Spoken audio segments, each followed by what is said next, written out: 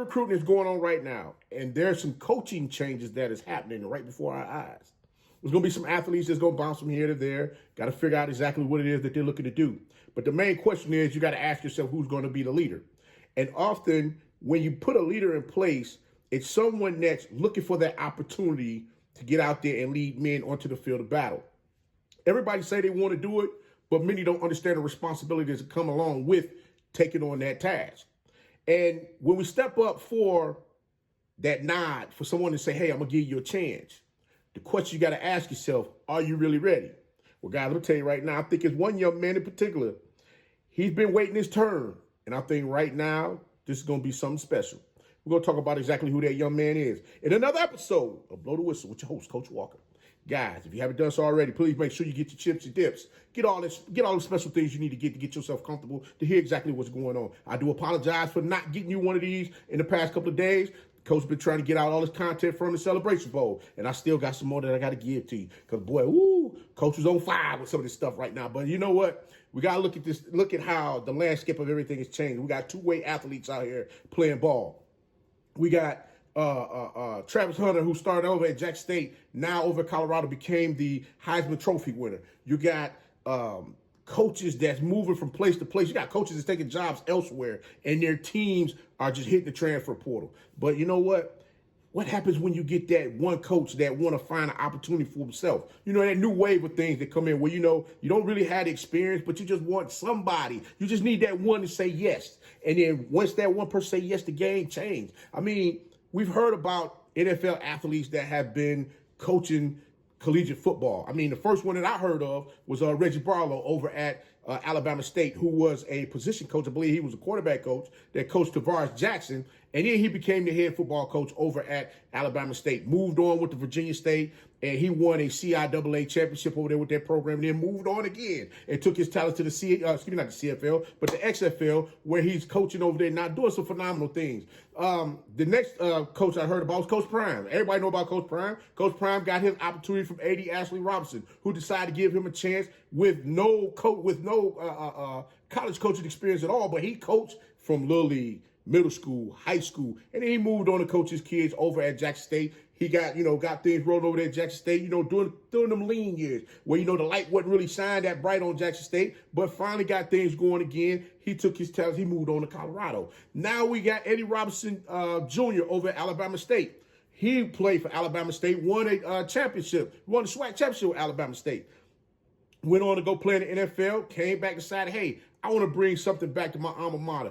They gave him an opportunity over there to become a head football coach there. He's had 3 winning seasons thus far under his belt now that he's been coaching that program. So you see that it can be done. I mean, heck, you can talk about Eddie George. Eddie George went over to Tennessee State when he initially started out. I think, who was that? Hugh Jackson was on his staff at that time. Hugh Jackson moved on with the Grambling, but, he had some success at Grambling, and then he moved on and went to Georgia State. But Eddie George has taken that Tennessee State program to higher heights. They have won the conference championship for the first time since 1999, and they had their first playoff berth in the FCS since 2013. So salute to Eddie George on his success over there at Tennessee State. You got Morehouse College. They just hired Terrence Mathis in his first year, looking to, build that program back up, get them moving and grooving, get people to talk about those Maroon Tigers in Atlanta, Georgia, wanting to get folks to come into that program to help them rebuild the program. Not only that, you got Chris Dishman over at Texas Southern. He's another one that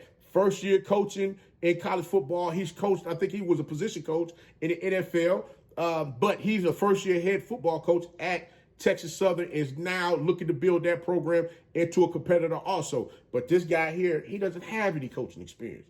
But I tell you what, he got an experience that had everybody oohing and eyeing on Saturdays as well as Sundays. This young man played football over at Virginia Tech. Y'all already know who I'm talking about. He got out there on that field. I'm talking about just did some dynamic things that left you sitting there, jaw dropped, trying to figure out, like, wait a minute, how the heck did he get out of that? How in the world was he able to successfully maneuver himself out of this situation, throw a pass down the field to an open receiver, and they score a touchdown to win the game? Not only did he do it for the Hokies, but he came and did it in Atlanta, Georgia for the Atlanta Falcons. I mean, he had them dirty birds up in that thing, rising up, losing their mind.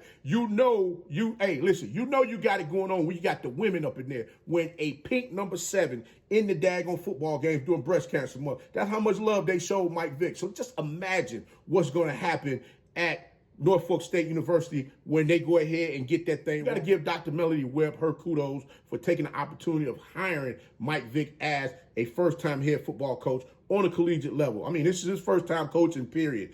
Got to give him his props for that, and he's coming home to coach in his home state. I mean, what more can you ask for? Yes, Norfolk State has been trying to get themselves together as far as putting together a winner. And I'm sure Dr. Webb's seen how all of the other schools around them have been able to get coaches in there that may not have had any coaching experience, but were able to bring the athletes in and lead those men and build programs up for them to successfully say, listen, now we got us a winner. Look what we were able to do. See how things go if we just take a chance on someone. Again, you just need that one yes for somebody to say they're willing to do it for you. And Mike Vick coming into this program, like I stated before, he's taken over for former head coach Odoms, who was the former head coach from Southern University that took over the Norfolk State position, 3-4 years ago. And like I stated before, it was just time because I think Dr. Webb is looking for a change. She's looking to see how things can change and go in a different direction because as we can see, I mean, it's clear.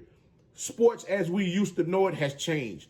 People are willing to go outside of the norm to do things in order to get that ball rolling in the direction that they need to go. Heck, I mean, if you want to talk about somebody doing something out of the ordinary, Mr. Irsay over there, the Indianapolis coach, Jeff Saturday, he didn't have no coaching experience at all, but because he understood his passion for leading individuals out there on the field, he said, I'll take a chance on him. I'll go ahead and let him become the head football coach for the remainder of the season, and we'll go ahead and get some things popping. And guess what? They won some games, but they didn't get to where they were looking to go, and changes took place. I mean, it's the same thing with the head basketball coach over with the Lakers. J.J. Redick, he didn't have any coaching experience at all. They brought him in there because of the X's and O's and his knowledge of the game itself and being able to lead men. It's something that the Lakers decided they're going to take a chance for him, gave him the range, and now he's leading the Lakers out there on the basketball coach, leading LeBron James as well as Anthony Davis to get out there and play on that court night in and night out. Now, where does this leave Michael Vick? This leaves Michael Vick in a position where we're going to have to see exactly the individuals that he's going to put on his coaching staff, how things are going to size up with him getting in there because now he's missed the early signing period. I'm sure he's probably reaching out to athletes right now, talking to them, letting them know that he's going to be the new head football coach of Norfolk State University and what they can expect from him coming into the program. I believe he starts in January. But this is, I got to say this. I need to emphasize this. I'm hoping that everyone understands. Give Mike Vick time to build this program. Norfolk State is going to have to get out there and get the athletes to buy into what he's delivering as far as how he's looking to build this program. It's not going to happen overnight. I say maybe year 1, year 2. I think I would more so say year 2. He should have some success as far as what he's looking to do. Coach Berry, I know a lot of folks are probably gauging what Coach Berry was able to do coming from Benedict College over to South Carolina State University, getting his team into the Celebration Bowl this past weekend, in which they came up short against Jackson State. But understand one thing, those was a lot of athletes over there that some folks say, oh, those are D2 kids. They really couldn't do much of anything as far as with competing against Jackson State. But keep this one thing in mind. Those athletes came in there. Coach Berry built their program up with those athletes, and they were able to get after folks all season long, where they went undefeated in SWAC play. And guess what? They went undefeated in the MEAC. They were going to play Jackson State in the Celebration Bowl. All I'm saying to you is this: give Michael Vick time. And the only thing that I ask for from Michael Vick, which I'm sure, Coach Vick, which I'm sure he's not going to come here and do, is give us I have a dream speech about how he's looking to be a lifer and all this other kind of jazz, being a head football coach for Norfolk State University. Let's for once sit down and enjoy him coming in there, coaching these young men up, teaching them how to become great athletes. Teaching them how to become students in the class. Understand college has become a business. And this is where we are now with being a business. You're going to look for those that can come into these programs now and turn them around immediately. So all I'm saying is let's make sure we give him the freedom for him to get in there and get this thing rolling.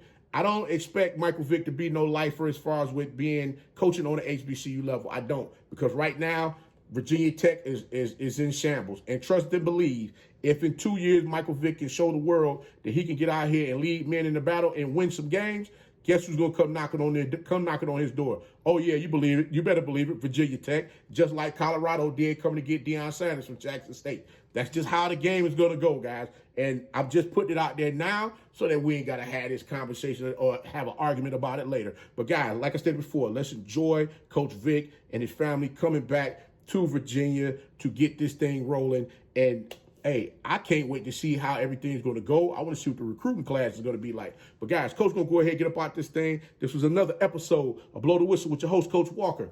Don't forget to like, share, subscribe. Tune in, tap in, tell a friend to come on in. Again, congratulations, Coach Vick, on becoming the new head football coach for the Norfolk State Spartans football team. And definitely look forward to seeing you doing some phenomenal things out there on the field next season. But until next time, be the one and lead.